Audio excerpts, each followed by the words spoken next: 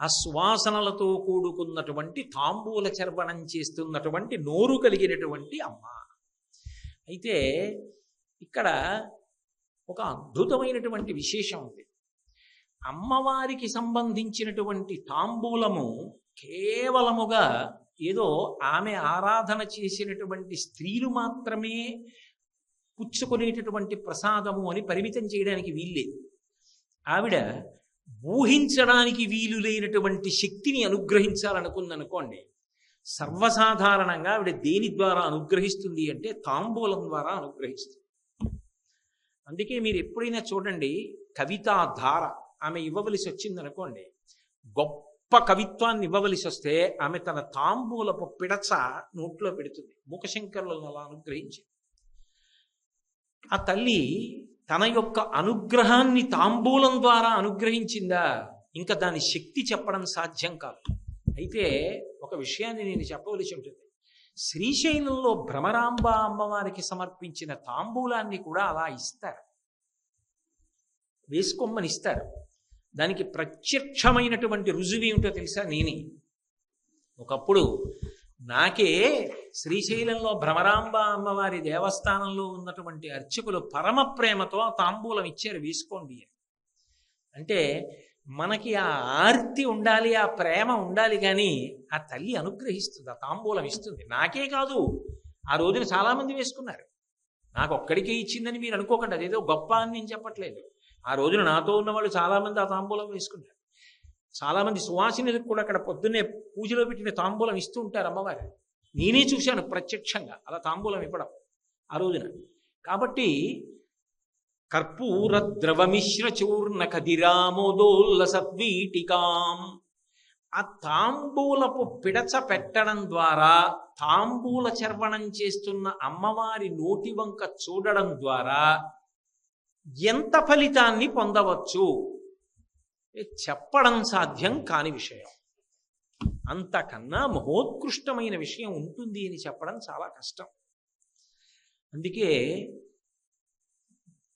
ప్రత్యేకించి ఈ దేవీ నవరాత్రులు లాంటి ఉత్సవాలు జరుగుతున్నప్పుడు అమ్మవారికి తాంబూలాన్ని పెట్టడం, అమ్మవారి తాంబూలాన్ని తీసుకుని ప్రసాదంగా వేసుకోవడం గొప్ప అదృష్ట విశేషం. అది కేవలం స్త్రీలకు మాత్రమే కాదు, పురుషులకు కూడా ఎనలేని శక్తిని కటాక్షించగలరు. చరాచర జగత్ సంరక్షిణి. ఈ సృష్టిలో అనేకమైనటువంటి ప్రాణులు ఉంటాయి.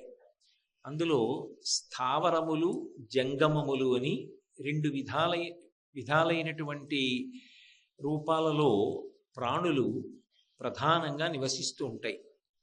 స్థావరములు అంటే కదలడానికి అవకాశం లేకుండా ఉన్నటువంటి ప్రాణులు. ఉదాహరణకి చెట్లు, పర్వతములు, వాటిల్లో జీవుడు లేడు అని చెప్పడానికి వీల్లేదు. అందులో చెట్టు అయితే మనకి ప్రతిరోజు పెరుగుతూ కనపడుతూ ఉంటుంది. అందులో చైతన్యం ఉన్నది, రోజు ఎదుగుదల పొందుతోంది, కాయలు కాస్తోంది, పళ్ళిస్తోంది, చిట్ట చివరి శరీరం విడిచిపెడుతోంది. కానీ కదలలేదు, ఒక చోటు నుంచి ఒక చోటుకి వెళ్ళదు. కానీ జంగమములు అలా కాదు, ఒక చోటు నుంచి ఒక చోటుకి వెడతాయి. కాళ్ళని ఆధారం చేసుకుని నడవడమో లేదా పాకుతూ వెళ్ళడమో చేస్తూ ఉంటాయి. ఈ రెండు రకాలైనటువంటి ప్రాణులతో కూడుకున్నటువంటి సమస్త సృష్టిని పరిపాలన చేసేటటువంటి తల్లి ఎవరో ఆమెయే భ్రమరాంబ. ఆమెకు నేను నమస్కరించుచున్నాను.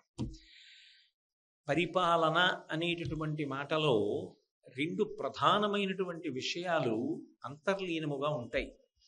సృష్టి లయ కర్మఫల ప్రదాత అన్న మాటలోకి ఇమిడిపోతాయి. కర్మఫల ప్రదాత అంటే పునర్జన్మ సిద్ధాంతము ఆధారముగా చెప్పబడినటువంటి విశేషం. సనాతన ధర్మానికి ప్రాణప్రదమైనటువంటి సిద్ధాంతం ఏది అంటే పునర్జన్మ. చేసినటువంటి కర్మలు ఏ ఉంటాయో, చేసిన పాపపుణ్యములు ఏ ఉంటాయో వాటిని అనుభవించడం కోసమే మళ్ళీ శరీరాన్ని స్వీకరించవలసి ఉంటుంది. కాలోహి బలవాన్ కర్త సతతం సుఖదుఃఖయో నరాణాం పరతంత్రాణం పుణ్య పాపానుయోగత అంటాడు వ్యాస భగవానుడు దేవీ భాగవతంలో. నరాణాం పరతంత్రాణం, సమస్తము తెలిసిన్నటువంటి వాడు పరమాత్మ. ఇవాళ ఈ శరీరంలో ఉన్న లోపల జీవుడు గత జన్మలలో ఏ పాపపుణ్యములను ఆచరించాడు, ఆ పాపపుణ్యములకు ఫలితంగా ఏ దుఃఖాన్ని సుఖాన్ని పొందాలి నిర్ణయం చేసి దానికి అనుగుణమైనటువంటి శరీరాన్ని భగవంతుడు కటాక్షిస్తాడు. చేసిన కర్మల యొక్క ఫలితంగా పాపం ఆ సుఖము దుఃఖము వస్తూ ఉంటుంది. అయితే చేసిన కర్మలు మాత్రమే గొప్పవి.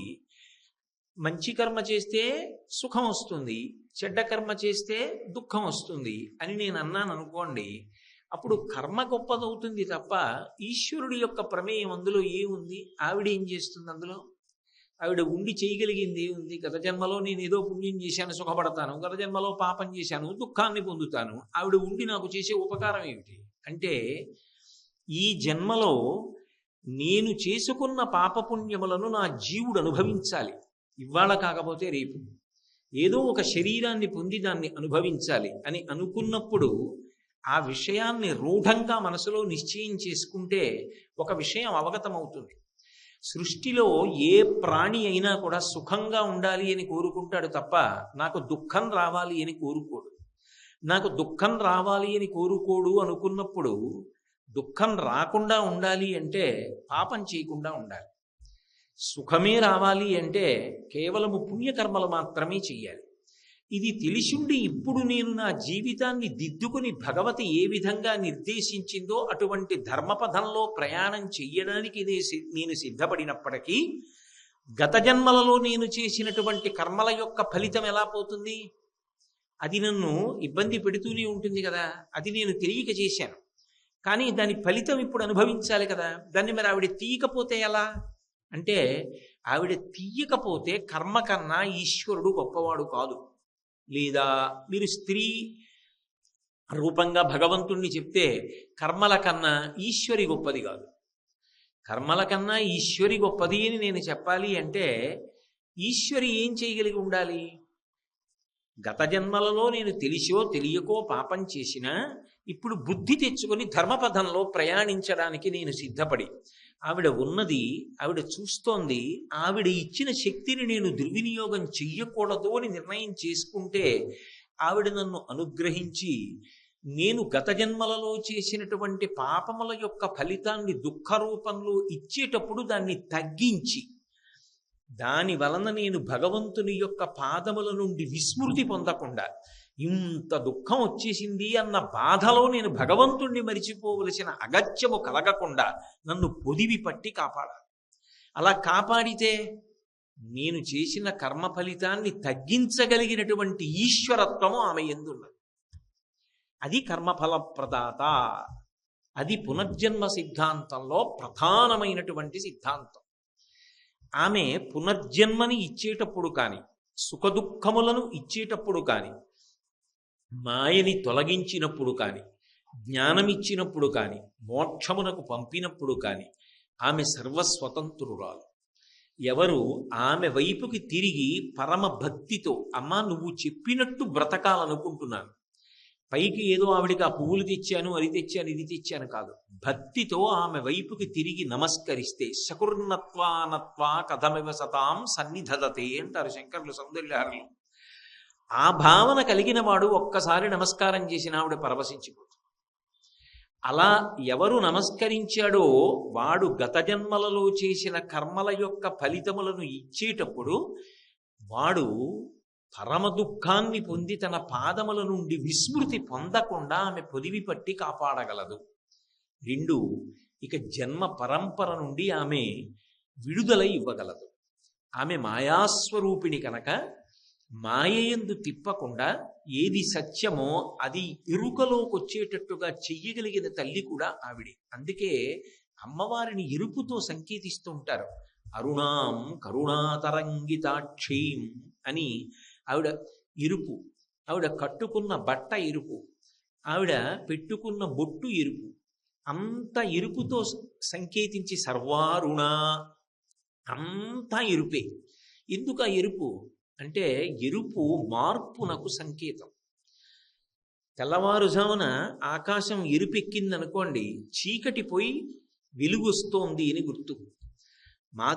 మధ్యాహ్న కాలమునందు కించిత్ తెరుపు కలపడిందనుకోండి, సూర్యుడు మధ్యందిన మార్తాండుడై ప్రకాశిస్తున్నాడు, ఇక పశ్చిమానికి ఒరుగుతాడు, తేజస్సును ఉపసంహరిస్తాడని గుర్తు. ప్రదోష వేళలో ఆకాశంలో ఎరుపు కనపడిందనుకోండి, వెలుతురు వెళ్ళిపోతోంది, చీకటి వస్తోందని గుర్తు. ఎరుపు ఎప్పుడొచ్చినా అది చైతన్యానికి గుర్తు, ప్రాణానికి గుర్తు, మార్పునకు గుర్తు. అమ్మవారి అనుగ్రహం కలిగిన వాడెవరుంటారో వారిలో ఒక మార్పు వస్తుంది. కష్టానికి విచలితుడైపోకుండా, ఈ కష్టాన్ని నేను తట్టుకోలేకపోతున్నాను అంటే ఎంత పాపకర్మ చేశాను, కాబట్టి ఇక మళ్ళీ మళ్ళీ అటువంటి పాపముల జోలి మనవద్దు, మనం ధార్మికంగా బ్రతుకుదామని రూఢం చేసుకుని బ్రతకగలిగినటువంటి స్థితిని పొందగలిగినటువంటి అధ్యవసాయముతో కూడుకున్న మనస్సుని మార్పుతో ఇవ్వగలిగిన తల్లి ఎవరు అంటే ఆమెయే. దానికి ప్రాతిపదిక ఏమి? భక్తితో ఆమె వంక తిరిగి నమస్కరించడం. భక్తి అన్న మాటకు అర్థమేమి? పరిణతి పొందిన భక్తి ధర్మము. విశ్వాసంతో నాలో ఒక మార్పు రావాలి, నేను ఈ జన్మ నిరర్థకం చేసుకుంటే వేరొక్కసారి మనుష్య ప్రాణి కాకుండా ఇంకొక శరీరంలో పెడితే శాస్త్రాన్ని పట్టుకోలేను, గురువుని పట్టుకోలేను, అనుష్ఠానం చెయ్యలేను, విషయం తెలుసుకోలేను, ఆచరణలోకి తెచ్చుకోలేను, కోట్ల జన్మలు పాడైపోతాను. కాబట్టి ఈ జన్మలో ఉండగానే నేను ఇల్లు చక్కపెట్టుకోవాలి. దీపం ఉండగా ఇల్లు చక్కపెట్టుకోకపోతే తర్వాత వగచి ప్రయోజనం ఉండదు అని ఎవడు పరితాపమును పొందాడో అటువంటి వాణ్ణి తన వైపుకి తిప్పి ఈశ్వరుని యందు కలుపుతుంది.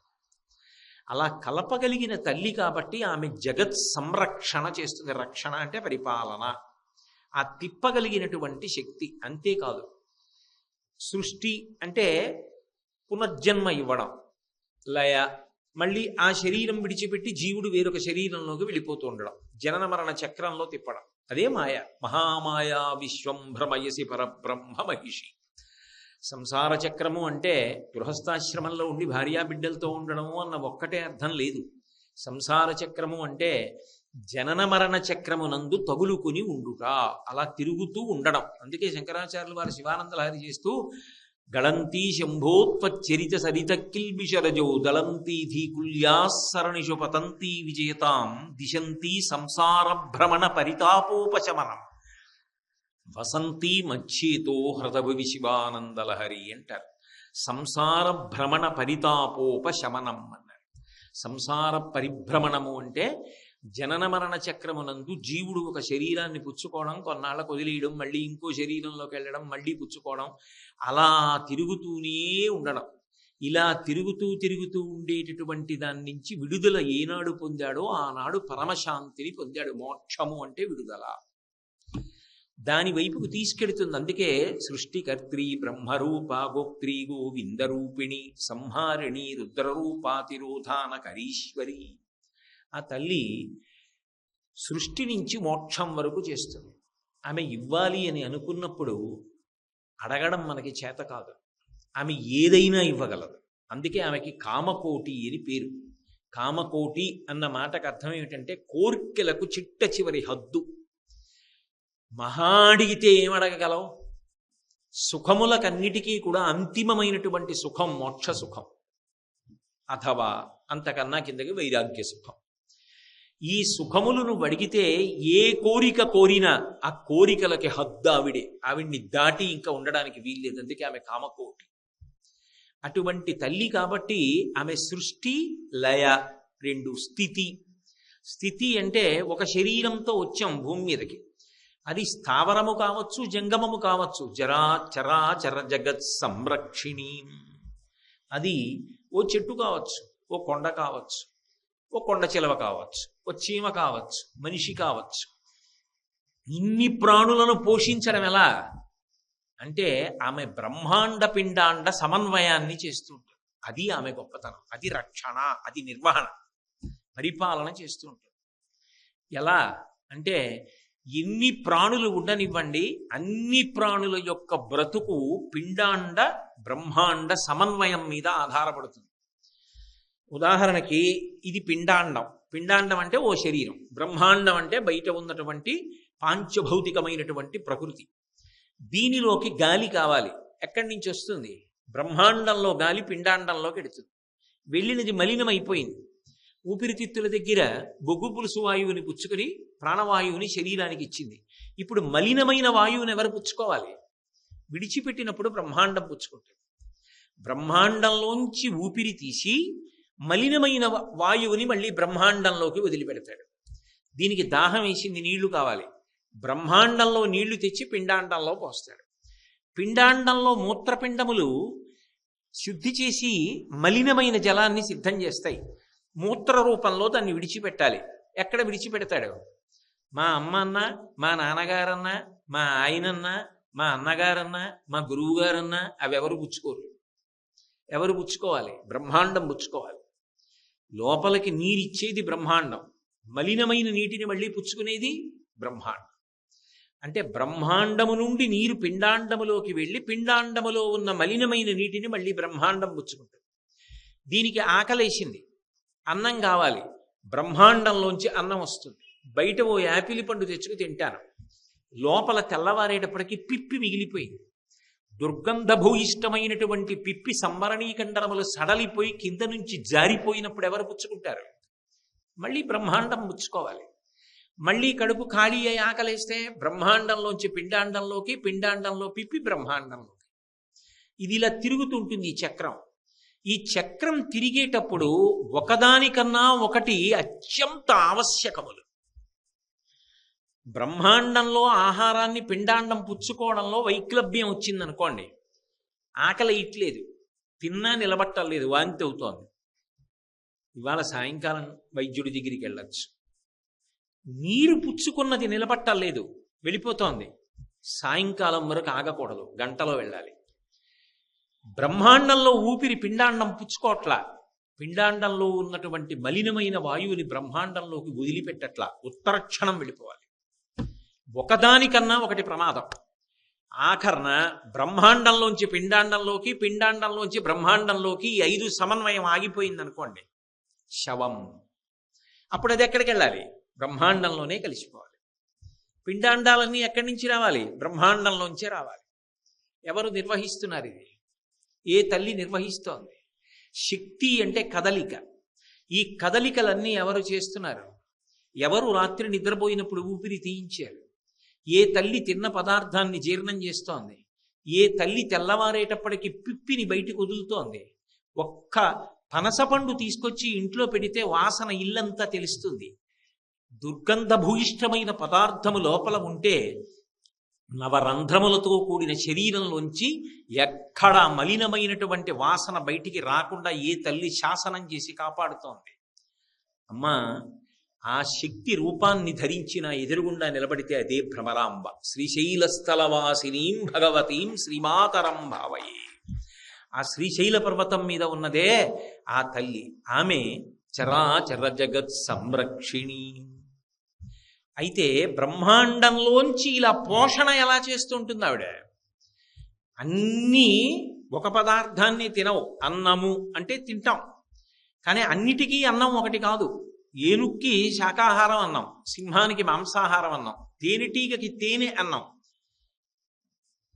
మట్టి పురుగుకి మట్టి అన్నం, రాతిలో ఉన్న కప్పకి నీరిస్తుంది. ఎలా ఇస్తుంది? ఇన్ని ప్రాణులకు ఆహారాన్ని ఎలా పెడుతుంది ఆవిడ?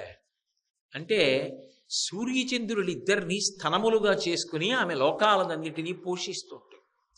పోషణ భారమంతా సూర్యచంద్రుల ద్వారా నడుస్తూ ఉంటుంది. అందుకే మహాభారతం వనపర్వంలో ఎంతోమందికి అన్నం పెట్టవలసి వచ్చినప్పుడు, అంతమంది బ్రాహ్మణుల్ని ఆదరించవలసి వస్తే ధర్మరాజు గారి సూర్యోపాసన చేసి అక్షయ పాత్రని పొంది దాని ద్వారా అంతమందికి అన్నం పెట్టాడు. అన్నదాత ఆదిత్యుడు.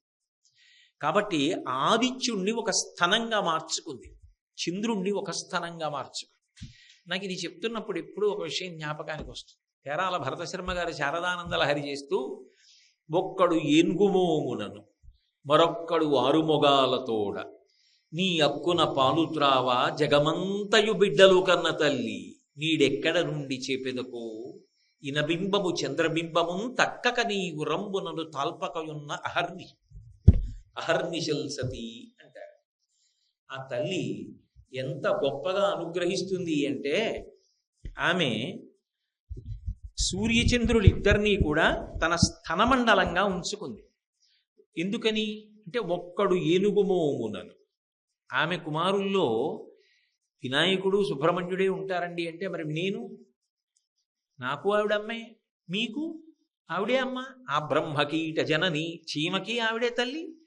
ఒకడేమో ఏనుగు తలకాయతో తాగుతున్నాడు పాలు, ఎప్పటికడుపు నిండుతుంది.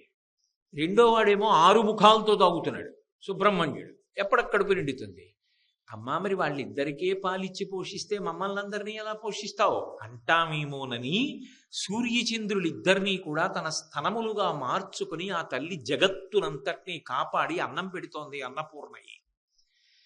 అటువంటి తల్లి కనుక ఆమె చరాచర జగత్ సంరక్షిణి. ఇన్ని ప్రాణులను కాపాడడం, ఇన్ని ప్రాణులకు అన్నం పెట్టడం అంటే ఆ అమ్మకి చెల్లింది. ఇందరి కర్మఫలాలను చూస్తూ, ఇంతమందిని అనుగ్రహిస్తూ, శరణాగతి చేసిన వాళ్ళని మరింత తొందరగా అనుగ్రహిస్తూ, సాధన చేసినటువంటి వాణ్ణి ఒక్కొక్క మెట్టు పైకెక్కిస్తూ పునర్జన్మ చక్రం నుంచి తప్పించగలిగినటువంటి ఆ తల్లి ఉన్నదే, ఆమె చరాచర జగత్ సంరక్షిణి. తత్పదాం. తత్ అన్న శబ్దము ఎవరి పట్ల అన్వయమవుతుందో, ఆ అన్వయమవుతున్నది ఒక రూపాన్ని పొందితే ఆమెయే భ్రమరాంబ. సాధారణంగా పరబ్రహ్మాన్ని చెప్పవలసి వచ్చినప్పుడు తత్ శబ్దం చేత చెప్తారు. అందుకే తత్వమసి మహావాక్యం. తత్వమసి అంటే తత్ అది, అది అంటే పరబ్రహ్మం. త్వం నేను లేదా నువ్వు, ఇలా అంటే నువ్వు, ఇలా అంటే నేను, రెండు మాత్రం వేరు కాదు, ఒకటే. మీరు నేనన్నప్పుడు ఇలా చూపించాలి, నేనన్నప్పుడు ఇలా చూపించాలి, కానీ నువ్వు అన్నప్పుడే ఇలా చూపించాలి. ఆ మధ్యలోనే సముద్రాలన్నీ వస్తాయి.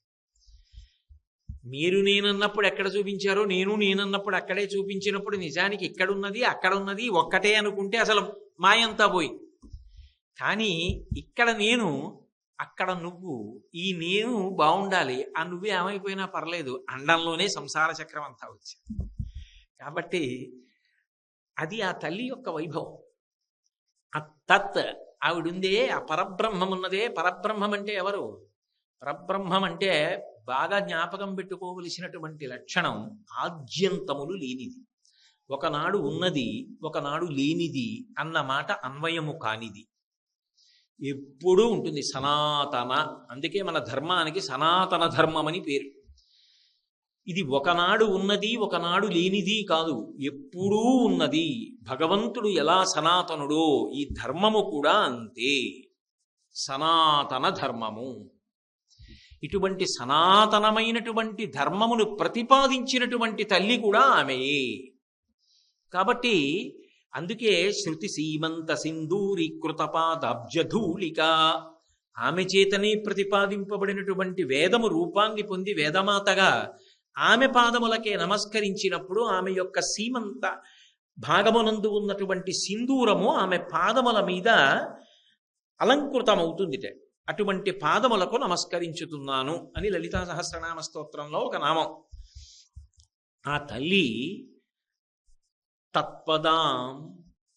ఏ తల్లి ఒకనాడు ఉండి ఒకనాడు లేదన్న మాట అనడానికి వీలు లేదు, ఏ తల్లి సర్వకాల సర్వావస్థలయందు ఉన్నదో, ఏ తల్లి సృష్టి స్థితి లయ తిరోధానము అనుగ్రహము అనబడేటటువంటి 5 కార్యములను చేయుచున్నదో, ఆమె ఒక రూపాన్ని పొందితే ఆ తత్త పేరు రూపాన్ని తీసుకుంటే అదే భ్రమరాంబ.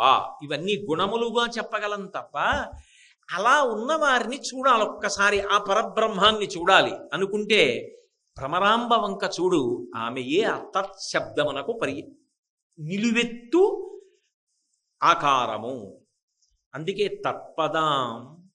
ఎవ్వడు సృజించు ప్రాణుల ఎవ్వడు రక్షించు త్రుంచు ఎవ్వడనంతుండెవ్వడు విభుడెవ్వడు వాడి విధమున మనుచు వినుచు హేలారతుడై. అది ఆవిడ గొప్పతనం. సాధారణంగా మనం నవరంధ్రాలు అంటాం. నిజానికి నవరంధ్రములు అంటే 2 కన్నులు, 2 ముక్కులు, 2 చెవులు, 6, నోరు 7, మలద్వారం 8, మూత్రద్వారము 9. ఆ 9 కాదు, 11 రంధ్రములు ఉంటాయి, 11 రంధ్రములు. అందుకే మనిషి జీవితమంతా రంధ్రాన్వేషణమే. అనడానికి కారణం అదే. అసలు మనిషి పుట్టుక ఎక్కడ మొదలంటే రంధ్రాన్వేషణ.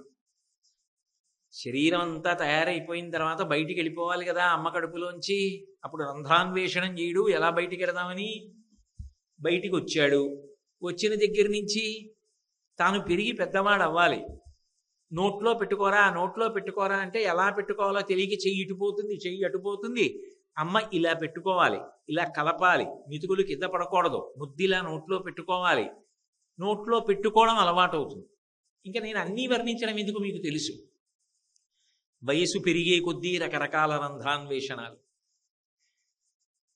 అమ్మ కడుపులోంచి బయటికి రాగానే ఒక రంధ్రం మూసుకుంటుంది, అది నాభీబంధం తెగిపోతుంది, కోసేస్తారు. కోసేసిన తర్వాత బొడ్డు మూసుకుంటుంది. ఆ రంధ్రం మూసుకుంది. 11వ రంధ్రం జీవి ప్రాణోత్క్రమణం అవుతున్నప్పుడు తెరుచుకోవాలి. అది బ్రహ్మరంధ్రం. అది అక్కడ ఆ తల్లి ఉంటుంది. సహస్రార చక్రమునందు పరమేశ్వరుడితో క్రీడిస్తూ ఉంటుంది. కతి చిన్న చిదానంద లహరి అంటారు శంకరాచార్యులు వారు. ఎవరో కోట్ల కోట్ల కోట్ల మందిలో ఎవడో ఒక్కడు యోగమునందు దర్శించగలుగుతున్నాడు అంటారు. వివేకానందుడి వంటి మహాత్ములు ఊర్ధ్వముఖ చలనం చేసి ప్రాణములను నిర్భయంగా చిట్ట చివర శరీరం నుంచి విడుదల పొందాలనుకున్నప్పుడు బ్రహ్మరంధ్రాన్ని భేదించి బయటికి వెడతారు. అందుకే తల చిట్లి వెడతారు అంటారు. అది చిట్ట చివర తెరవవలసినటువంటి ద్వారం. ఆ ద్వారం తెరుచుకుని వెళ్ళిపోయాడు అనుకోండి, ఇక రాడు శరీరంలోకని గుర్తు. ఆ ద్వారం తెరుచుకోకుండా వెళ్ళిపోయాడు అనుకోండి, ఏదో ఒక రంధ్రంలోంచి గుప్తంగా వెళ్ళినవాడు గుప్తంగానే రావాలి. మళ్ళీ ఎప్పుడు గుప్తంగా వచ్చాడు అమ్మ కడుపులోకి? కాతేకాంత కస్తే పుత్ర సంసారో యమతీవ విచిత్ర కస్యత్వం కకుతయాయాత తత్వం చింతయతనీయ భ్రాత. అమ్మ కడుపులో అంత అద్భుతమైనటువంటి రీతిలో ఆ శరీరము తయారవుతుంది. చర్మము, రక్తము, మాంసము, కొవ్వు, అస్థి, శుక్ల, మేధ అనబడేటటువంటి 7 పదార్థములతో 9 నెలల పాటు శరీరాన్నంతటినీ నిర్మాణం చేసి అందులో ఏ పాప పుణ్యములను అనుభవించడానికి, ఏ సుఖదుఖముల రూపంలో అనుభవించాలో ఆ జీవి వెళ్ళడానికి శాసనం చేసి కడుపులో ఉన్నటువంటి శరీరములోకి ప్రవేశం చేయిస్తుంది ఆవిడ. అప్పుడు వాడు బయటికి వస్తాడు. ఆవిడ అనుగ్రహం ఉన్నదా? వాడు ఎందుకు వచ్చాడో వాడు తెలుసుకోగలిగాడా? చిట్ట చివర ఈ రంధ్రాన్ని భేదించి బయటికి వెళతాడు. అందుకే మాడు మీద కొట్టకండ్రా అంటుంటారు మన వాళ్ళు. ఎందుకంటే ఆ తలుపు తట్టే తలుపు కాదు, వాడంతట వాడు తెరుచుకుని వెళ్ళవలసిన తలుపు. కాబట్టి ఆ తల్లి ఇలా ఎన్ని ప్రాణులను సృష్టిస్తోందో, ఎంత గొప్పగా అసలు అటువంటి నిర్మాణ ప్రక్రియ లోపల చేస్తోందో. ఎవ్వడు సృజించు ప్రాణుల ఎవ్వడు రక్షించు త్రుంచు ఎవ్వడనంతుండెవ్వడు విభుడెవ్వడు వాడివ్విధమున మనుచు వెనుచు హేలారతుడై అంటారు. ఎవరు సృష్టిస్తున్నారు ఇవన్నీ? ఎలా నిలబెడుతోంది? వెళ్ళిపోయేటప్పుడు ఆఖరి ఊపిరి వరకు అలజడి అలజడి అలజడి అలజడి. నావాళ్ళు నావాళ్ళు నావాళ్ళు, వదిలేస్తున్నానేమో, ఏమైపోతుందో. పక్కన నించున్న వాడికి బాధ, వెళ్ళిపోతున్న వాడికి బాధ. ఆ ఊపిరి ఆగిపోయింది అనుకోండి, ఎవరు రానివ్వండి, సంబంధం లేదు, తెగిపోయింది అంతే జీవుడికి. అంతే, ఇంకొక శరీరంలోకి వెళ్ళిపోతున్నాడు. ఎవరు నిర్వహిస్తున్నారు దీన్ని? ఇదంతా నిర్వహణ చేసేటటువంటిది ఒకనాడు ఉండి ఒకనాడు లేనిది కాదు, ఎప్పుడూ ఉన్నది. ఒక అద్భుతమైన శక్తి దీన్ని నిర్వహిస్తోంది. అన్ని వేళలా మీకు మనుష్యులు కనపడకపోవచ్చు. నేను ఇప్పుడు ఇక్కడికి వచ్చేటప్పటికీ ఈ వేదిక మీద ఓ ఎర్ర తివాచీ వేసి, ఈ బల్ల వేసి, నేను మాట్లాడినప్పుడు బిగ్గరగా మీకు వినపడడానికి వీలైనటువంటి రీతిలో ఈ ధ్వని సంబంధమైనటువంటి యంత్రములను అమర్చి సిద్ధం చేశారు. ఇవన్నీ ఉన్నాయి అంటే వీటిని సిద్ధం చేసిన వాళ్ళు ఎవరో ఉన్నారా లేదా? ఇవి ఉన్నాయి అంటే వీటిని ఇక్కడ పెట్టిన వాళ్ళు ఒకళ్ళు ఉన్నారు. ఇంత కార్యక్రమం జరుగుతోంది అంటే, సూర్యచంద్రులు ఉదయిస్తున్నారంటే, భూమి తిరుగుతోందంటే ఇది చేయిస్తున్న వాళ్ళు ఒకళ్ళు ఉన్నారు. వాళ్ళే తత్పదము చేత నిర్ణయింపబడతారు. ఆ తత్పదము యొక్క వైభవం వర్ణింపబడుతుంది తప్ప అసలు ఇలా ఇన్ని బ్రహ్మాండములను ఇంత అద్భుతంగా నిర్వహించేటటువంటి ఆ తత్తనబడేటటువంటి శబ్దం ఉన్నదే, ఆ శక్తి అంతా ఒక రూపాన్ని పొంది మాంసచక్షువుతో నేను చూడడానికి వీలుగా నాకు కనపడితే బాగుండు అని నేను అనుకుంటే, నేను శ్రీశైలం వెళ్ళి భ్రమరాంబ ఆలయం ముందు నిలబడితే ఆ లోపల తల్లి నాకు దర్శనమిస్తే అదిగో ఆమెయే తత్పదం. అందుకే ఆ తల్లి ఎవరు అంటే తత్పదాం. అంతేనా? చరాచర జగత్ సంరక్షిణీ తత్పదాం చించత్యం పకనాసికాగ్ర విలసన్ ముక్తామణీరంజితాం. ఎక్కడ వేసేస్తారో శంకర భగవత్పాదులు అద్భుతమైనటువంటి మాటలు వేస్తారు. చించత్యం పకనాసికాగ్ర విలసన్ ముక్తామణీరంజితాం. ముక్తామణి ముత్యం ఆవిడ యొక్క ముక్కు దగ్గర మెరుస్తోందిట. విలసత్ కాంతితో రంజితాం ప్రకాశిస్తోంది. ముక్కుకి నాసాభరణం అంటారు. ముక్కుకి ఆభరణం పెట్టుకుని ఉంది. అది ముత్యం, అందులో అనుమానం లేదు. అందుకే ముక్తామణి రంజితాం ముత్యం పెట్టుకుని ఉంది. అయితే శంకరాచార్యులు వారు సౌందర్యలహరి చేసినప్పుడు అమ్మవారి ముక్కుని ఇలా చెప్పలేదు. ఇక్కడ చెంచత్యం పకనాసికాగ్ర విలసన్ ముక్తామణి రంజితాం అన్నారు. కేవలం ముక్కు కాదు, ముక్కుతో పాటు కదులుతున్నటువంటి ముత్యం ఇక్కడ చెప్తున్నారు. చంపకం అంటే సంపంగి పువ్వు. ఏ సంపంగి పువ్వు? ఆకుపచ్చ సంపంగి కాదు, సింహాచల సంపంగి అంటారే, పసుపు ఎరుపు రంగులలో ఉంటుంది. ఆ సంపంగి పువ్వు గురించి చెప్తున్నారు. సౌందర్యలహరిలో అయితే ఇలా చెప్పలేదు. అసౌ నాసా వంశస్తు హినగిరి వంశధ్వజపటి తదీయో నీదీయ ఫలతు ఫలమస్మాకముచితం వహత్యం తర్ముక్తా శిశిరకర నిశ్వాసగళితం అంటూ ఆ హిమవంతుని యొక్క వంశాన్నంతటినీ వెదురు బొంగుతో చెప్పి, ఆ వెదురు బొంగులా ఉన్నటువంటి అమ్మవారి ముక్కుని అని పోల్చారు. వెదురు బొంగులో ముత్యాలుంటాయి అని పురాణముల యందు చెప్పబడింది. నేను చూశానా అని అడక్కండి, శంకరాచార్యులు వారు చెప్పిన స్తోత్రంలోంచి నేను చెప్తున్నాను. అసౌ నాసావంశస్తు హినగిరి వంశధ్వజపటి సమృద్ధ్యాయత్తాసా బహిరపి సముక్తామణిధర. ముక్తామణిధర అక్కడ కూడా అదే చెప్పారు. కానీ సంపంగి పువ్వు చెప్పలేదు, వెదురు బొంగు చెప్పారు. అయితే మీరు ఒకటి ఆలోచించండి, ముక్కు వెదురు బొంగులా ఉండి అందులో ముత్యం ఉంది. శిశిరకర నిశ్వాస గళితం అన్నారు. మళ్ళీ ఆ చెప్పేటప్పుడు కూడా చంద్ర సంబంధమైన ముక్కు కన్నంలోంచి ఆ ముత్యం బయటికి వచ్చి లోపలికెడుతోంది అన్నారు. చంద్ర సంబంధమైన ముక్కు కన్నం ఏది? ఎడం ముక్కు. కుడి ముక్కు సూర్య సంబంధం. ఇడ పింగళ సుషుమ్న కదా, మధ్యలోని సుషుమ్న. ఎడమ చంద్ర సంబంధం.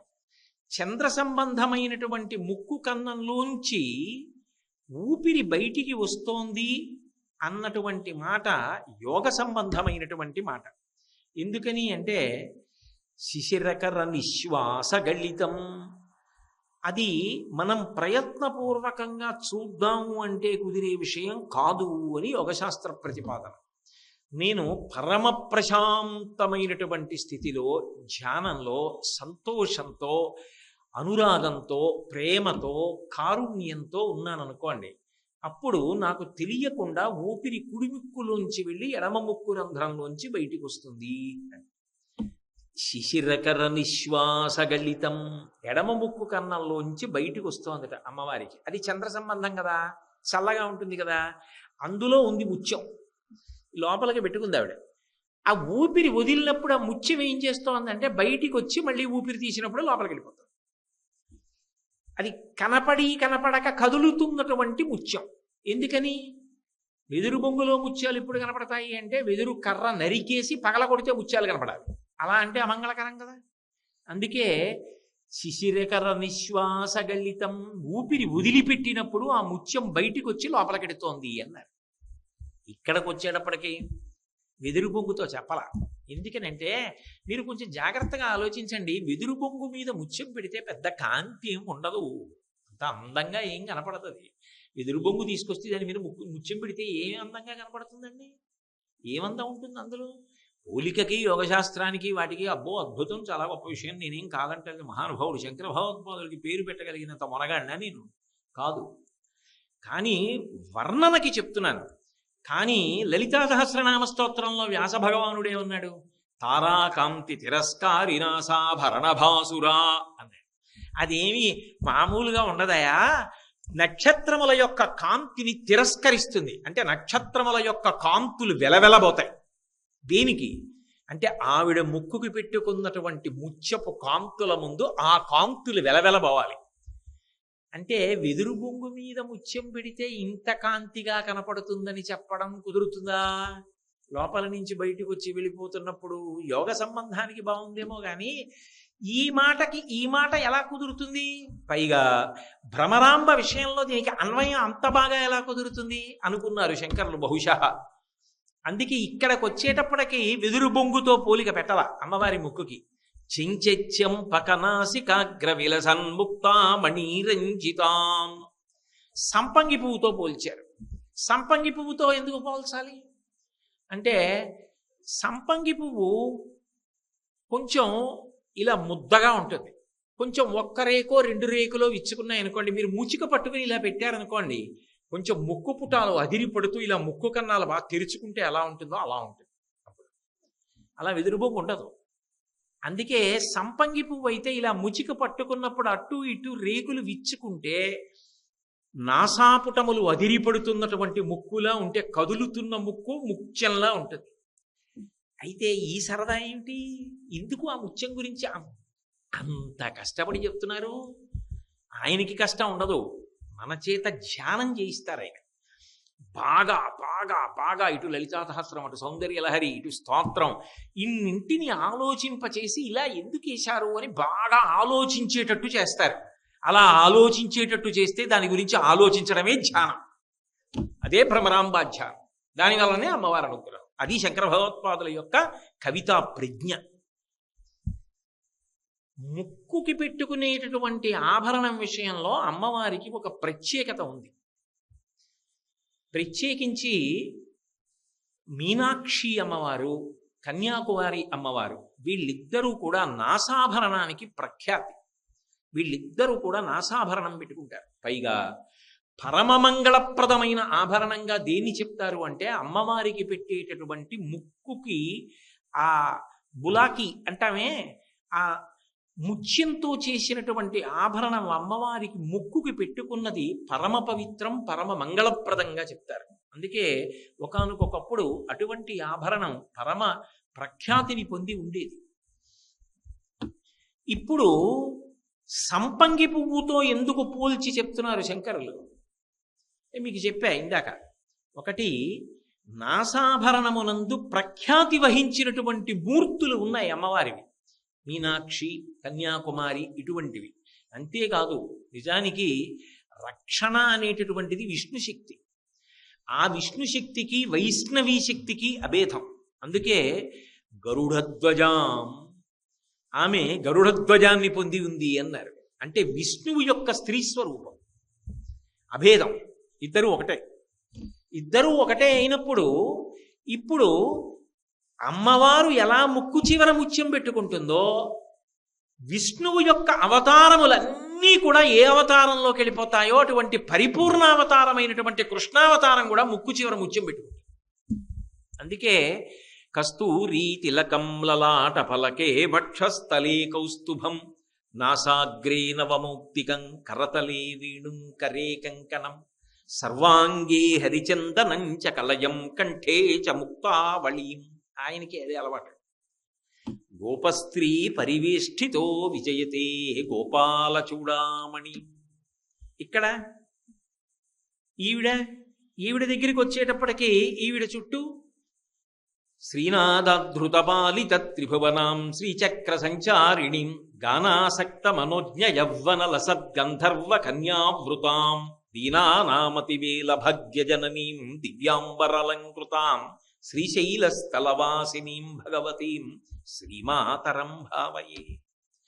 కృష్ణుడు ఎలా పెట్టుకుంటాడో అలా ఈవిడే పెట్టుకుంటాడు. అంటే ఇద్దరి యందు అభేదతత్వం, అలంకారం. అందుకు నా ముత్యం గురించి ఇక్కడ అంత ప్రత్యేక ప్రస్తావన చేస్తున్నారు. అయితే ఇక్కడ వెదురు బొంగు విషయం తీసుకురాకుండా సంపంగి పువ్వుని ఎందుకు తీసుకొస్తున్నారు శంకరాచార్యులు వారు అంటే చెంచెత్యం పకనాసికాగ్ర విలసన్ ముక్తామణీరంజితాం. చెంచెత్యం పకనాసికాగ్ర, కదులుతున్నటువంటి ముక్కు, ఆ కదులుతున్న ముక్కు వలన కదులుతున్నటువంటి ముత్యం ఆ నాసాభరణం అందుకు కదులుతోంది. ఎందుకు కదిలిందలా అంటే, బాగా కోపం వచ్చిందనుకోండి, ముక్కు పుటాలు అదిరిపోతున్నాయి అంటారు. ఇలా అని ముక్కు పుటాలు కూడా ఇలా ఇలా కదులుతాయి. అందున తుమ్మెద ఉందనుకోండి, కళ్ళు ముక్కు బాగా తెలుస్తాయి. ఆవిడ భ్రమర రూపాన్ని పొందింది, భ్రామరి. ఆవిడ వచ్చి అమ్మవారు అలా నిలబడినప్పుడు, ఏం కావాలరా అబ్బాయి, ఎందుకు ఇంత మీరందరూ నన్ను ధ్యానం చేశారని అడిగింది దేవతల్ని. అమ్మా ఏం చెప్పమంటావు, ఆ అరుణాసురుడు ఎంత బాధ పెట్టేస్తున్నాడమ్మా, 2 కాళ్ళు ఉన్నవి 4 కాళ్ళు ఉన్నవి చంపలేవని ఇంత అల్లరి చేసేశాడమ్మా, దేవలోకాన్ని ఆక్రమించాడమ్మా, ధర్మాన్ని భ్రష్టు పట్టిస్తున్నాడమ్మా అని చెప్పినప్పుడు, అధర్మం వైపు నిలబడినటువంటి అరుణాసురుడి గురించి ఆలోచనతో ఆమె ముక్కు పుటాలు అదిరిపడ్డాయి. పిల్లలు ధర్మాత్ములు, వాళ్ళు పడుతున్న కష్టాలు చూసి నేనుండగా వీళ్ళకింత బాధ అని ఆక్రోశంతో ముక్కు పుటాలు అదిరే. అప్పుడు విదురు బొంగు చెప్తే అది ఎలా ఇలా విచ్చుకుంటుంది, ఎలా సరిపోతుంది? సంపంగి పువ్వు అనుకోండి, 2 వైపులా రేకులు విచ్చుకొని గాలికి కదులుతాయి. అప్పుడు బాగా ముక్కు రంధ్రాలు ఇలా తెరుచుకున్నటువంటి ముక్కులా కనపడుతుంది. అందుకని చించెచ్చం పకనాసికాగ్ర విలసన్ ముక్తామణీరంజితాం. అందుకని భ్రామరీ రూపాన్ని పొంది వెంటనే అరుణాసురుణ్ణి చంపేస్తానని ఎగిరిల్లింది. అటువంటప్పుడు ఆమె ముక్కు వంక చూడడం, ఆ ముక్కు కన్నాలు ఆవిడ పెద్దవి చేయడం, కదులుతున్న ముక్కు మీద ఉన్నటువంటి ఆ ముత్యం, ఆమెకి భక్తుల పట్ల ఉన్న ప్రేమ, ధర్మం మీద ఉన్న ప్రేమ, అధర్మం మీద ఉన్న ఆగ్రహం, ఆ ముక్కు వంక చూస్తే అమ్మో ఆ కోపంతో ముక్కు ఎంత అదిరిపడిపోతుందో ఎర్రగా అన్నప్పుడు ఎంత ఆనందంగా ఉంటుంది అసలు ఆ అనుభవానికి. ఆ సహజత్వాన్ని తీసుకురావడానికి చించెత్యం పకనాసికాగ్ర విలసన్ ముక్తామణీరంజితాం. ఆవిర్భావంలో ఆవిడ 9గా వచ్చినప్పుడు అలా వస్తేనే అందంగా ఉంటుంది. ఇప్పుడు అసౌనాసా వంశస్తు హినగిరి వంశధ్వజపటి ఎలా సరిపోతుంది? తారాకాంతి తిరస్కారి నాసాభరణ భాసుర అంటే ఎలా సరిపోతుంది? అందుకని అరుణాసుర వధ జరుగుతోంది. భక్తుల్ని అనుగ్రహించడానికి మళ్ళీ ఆ 9 రూపంలోనే వచ్చి భ్రామరీ రూపంలో శ్రీశైలంలో కూర్చుంది. కాబట్టి ఆ ముక్క అలా ఉంటేనే అందం. అందుకే శంకర భగవత్పాదులు ఇక్కడ అమ్మవారి ముక్కు గురించి చెప్పినప్పుడు చించెత్యం పకనాసికాగ్ర విలసన్ ముక్తామణీరంజితాం. ఒక్కసారి మీరు భావన చేసి నిజంగా అలా ఆ ముక్కు యొక్క సౌందర్యాన్ని, ఆమె యొక్క ధర్మపక్షపాతాన్ని, ధర్మాత్ములైన వారు బాధ పొందినప్పుడు ఆవిడ ముక్కు కన్నాలు అదిరిపడే స్థితిని, ఆ ముత్యం ఊగే స్థితిని, ఆ నాసాభరణం, ఆవిడ ప్రేమ, ఆ ఎర్ర ముక్కు ఒక్కసారి ఆలోచన చేయండి. ఆవిడ 9 రూపాన్ని పొందడం, ఎగరడం, అబ్బబ్బబ్బా ఏమి కారుణ్యమమ్మా. అందుకే ప్రారంభం చేస్తూనే చాంచల్యారుణలోచనాంచిత కృపాం, అబ్బా ఏమి దయమ్మా నీది, దాని కొనసాగింపు ఇదంతా. ఒక శ్లోకాన్ని చేస్తున్నారు అంటే శంకరులు మనసులో ఆ రూపాన్ని ఎంత ధ్యానం చేసి, ఎంత భావన చేస్తూ ఉంటే ఆనంద పారవస్యం లోపల పట్టక ధార అయి పొంగి పొరలి ప్రవహిస్తే అది అష్టకమైంది. అంతే తప్ప ఏదో కేవలంగా నిద్రమానేసి వ్రాసిన అష్టకాలు కావివి, అవి పరమాద్భుతం. అందుకే అటువంటి తల్లి అంతే అర్థమైతే అది భూతకాలానికి సంబంధించింది. ఆ దృష్టితో చూసినప్పుడు, అక్కడ ఎదురుగుండా చూసినప్పుడు మాత్రమే ఆనందమును ఇవ్వడానికి పరిమితమైన సన్నివేశం. శ్రీశైలంలో అమ్మవారి ఇలా ఉంటుంది, ఎదురుగుండా నిలబడినప్పుడు ఈ అష్టకంలో ఈ పాదాన్నోసారి చదువుకుని సంతోషించడానికి బాగుంటుంది. కథ జ్ఞాపకానికి తెచ్చుకున్నప్పుడు ఆమె యొక్క ప్రేమని గుర్తు తెచ్చుకోవడానికి, ధర్మపక్షపాతాన్ని గుర్తు తెచ్చుకోవడానికి బాగుంటుంది. అంతేనా శంకరాచార్యుల వారి ఉద్దేశ్యం? శంకర భగవత్పాదులంతటి మహాకవి, దార్శనికులు, మహానుభావుడు, అన్నిటిని మించి దేశికులు, దిశానిర్దేశం చెయ్యగలిగినటువంటి వారు భగవత్పాదులు. ఎవరి పాదములు పట్టుకుంటే భగవతి పాదములు అందుతాయో అటువంటి గురుస్వరూపం ఆచార్యులు. అటువంటి శంకరులు కేవలం అంతవరకు మాత్రమే ప్రతిపాదన చేస్తారా? కాదు. 9 ఏ మొక్కకి పూసినటువంటి పువ్వు మీదైనా వాలుతుంది, గడ్డి పువ్వు మీద కూడా వాలి తేనెని తీసుకుంటుంది. కానీ ఒక్క సంపంగి పువ్వు మీద మాత్రం వాలదు. అంటే తుమ్మెద పని చెయ్యనిది ఎక్కడా అంటే ఒక్క సంపంగి పువ్వు దగ్గర. దానికి అక్కడేం పని లేదు.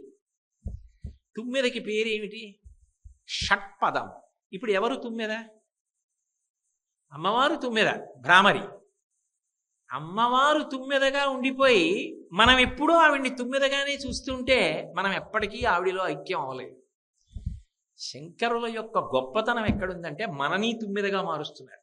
ఇప్పుడు ఎలా అంటే బాహ్యంలో తుమ్మెద వెళ్ళి సంపంగి పువ్వు మీద వాలదు కదా. వాలదు ఎందుకని అంటే దానికి ఎందుకో సంపంగి పువ్వు మీద వాలడం ఇష్టం ఉండదు, అది వాలదు. అందుకే సంపంగి పువ్వు దగ్గర దానికి పని లేదు.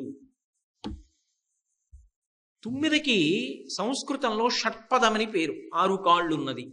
మళ్ళీ షట్పదమని పేరు ఉన్నది మనస్సు. మనస్సు 5 ఇంద్రియాలతో పనిచేస్తుంటుంది. కళ్ళు, ముక్కు, చెవి, నాలుక, చర్మము. ఏదో పరమ వైరాగ్య సంబంధమైన విషయాలు విన్నారనుకోండి, ఈ 5ంటిని లోపలికి తీసేసుకుని కూర్చుంటారు. పైన డప్పు ఉంటుంది. కాసేపు ఏదో శ్మశాన వైరాగ్యం, ప్రసూతి వైరాగ్యం ఇటువంటి మాటలు ఏవి చెప్తుంటారు కదా, కాసేపు అలా ఉంటుంది. మళ్ళీ కాసేపు ఆగి ఒక్కొక్కటి బయటెట్టి మళ్ళీ కదులుతుంది. 5 ఇంద్రియములను ఆధారం చేసుకుని మనసు కదులుతుంది. మార్చి మార్చి సుఖాన్ని అనుభవిస్తుంది. దానికి అది లక్షణం. ఒకే ఇంద్రియంతో సుఖాన్ని అనుభవించింది అనుకోండి, మనం ఇంగ్లీష్లో వాడేటటువంటి 4 అక్షరాల మాట ఉంటుంది, అది అన్వయం అవుతుంది. బోర్ అంటుంటాం కదా, దానికి చీకాకుగా అనిపిస్తుంది. కంటితో అదే పనిగా అలా చూస్తుంది అనుకోండి, ఎంతసేపు చూస్తుంది? చేతిలో ఎన్ని మాటలు నొక్కితే కొన్ని 100 సార్లు మారి ఎన్నెన్నో చూపించగలిగినటువంటి పరికరాలు ఎదురుగుండా ఉన్నా ఎంతసేపు చూసి సంతోషిస్తుంది. అందుకని పొద్దున్నుంచి ఓ 4 గంటలో 5 గంటలో చూసినా ఎప్పుడో అప్పుడు అబ్బా అని పైన ఉన్న ఎర్రమీట నొక్కి పక్కన బారేసి లేచిపోతుంది. ఏం చేయాలి? ఏ వైరాగ్యాన్ని పొందదు, ఇంద్రియాన్ని మారుస్తుంది. ఇప్పటిదాకా కంటితో అనుభవించాను కదా, ఇప్పుడు కాసేపు అవసరం ఉన్నా లేకపోయినా ఏదో నోటితో అనుభవిస్తాను, రసేంద్రియంతో. ఏమీ తోచలేదనుకోండి, ఆవకాయ పెచ్చు కడుక్కుని తింటాడు. ఎందుకు ఆకలేసిందా అంటే ఓ రసేంద్రియంతో ఓ పెచ్చు తిన్నానదో సంతోషం, కాసేపు అయిపోయింది. అది విసుగొస్తుంది. ఇలా ఎక్కువ తినేస్తే లేనిపోని ఇబ్బంది, ఇంట్లో వాళ్ళకి తెలిసిపోదు, జాడీలో పిండి ఉంది పెచ్చులు లేవని, అందుకని వదిలేస్తుంది. మళ్ళీ ఏం చేయాలి? అటు ఇటు వెళ్ళేదో కాసేపు ఆ పువ్వులు వాసన చూస్తుంది. ఎందుకు అది అంటే దానికి ఏం పని ఉండదు, కర్పూరం డబ్బా మూత తీసి వాసన చూస్తుంది, ఏవో వాసన చూస్తుంది కాసేపు, అయిపోయింది ముక్కుతో. మళ్ళీ దానికి చికాకు పుడుతుంది. ఏం చేయాలి? మళ్ళీ కాసేపు ఏదో ఆ బయట ఎవరో మాట్లాడుకుంటున్నారు, అందుకని అక్కడికి వెళ్ళి నిలబడి అవసరం ఉన్నా లేకపోయినా అవేవో కాసేపు విని సంతోషిస్తుంది. వాళ్ళు వెళ్ళిపోయారు, అది లోపలికి వచ్చేస్తుంది. మళ్ళీ ఏం చేయాలి? కాసేపు అది ముట్టుకుని ఇది ముట్టుకుని ఇది ఎలా ఉంది అది ఎలా ఉంది ఏదో మళ్ళీ విసుగొస్తుంది.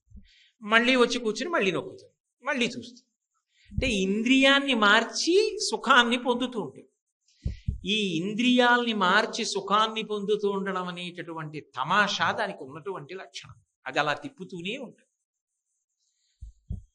కానీ సంపంగి పువ్వు దగ్గరికి వెళ్ళేటప్పటికి మాత్రం తుమ్మెద పనికిరాదు. అంటే ఈ మనస్సు ఇంద్రియములతో కలిసి పని చెయ్యడం అన్నమాట సంపంగి పువ్వు దగ్గర పని చెయ్యదు. అమ్మవారి ముక్కుని ధ్యానం చేసిన వాడు ఏమవుతాడు అంటే ముక్తామణి రంజిత, ముక్తా అంటే ముక్త పురుషుడై ఇంద్రియములు మనసు పని చెయ్యని సమాధి స్థితిలో